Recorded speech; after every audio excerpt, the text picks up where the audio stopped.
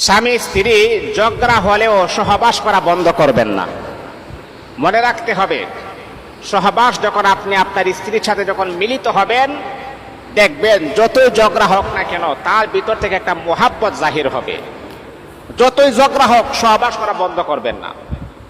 স্বামী আর স্ত্রী যখন ঝগড়া করবেন, একজন আরেকজনের সাথে যখন কথা বলবেন না, রাতের বেলা যখন মিলিত হবেন সহবাস করবেন, আল্লাহর কসম কে বলে সহবাস করার সাথে সাথে আপনাদের ঝগড়াগুলা পানির সাথে মিশে যাবে, ঝগড়া আর থাকবে না।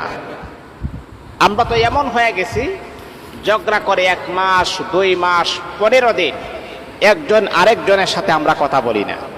না না, এটা আমার রাসূল আমাদেরকে নিষেধ করেছেন, এটা আমার রাসূল আমাদেরকে নিষেধ করেছেন এবং ঘৃণা করেছেন। না, এটা কখনো করা যাবে না। আপনার স্ত্রীর সাথে রাগ অভিমান থাকতেই পারে, এটাই স্বাভাবিক। যখন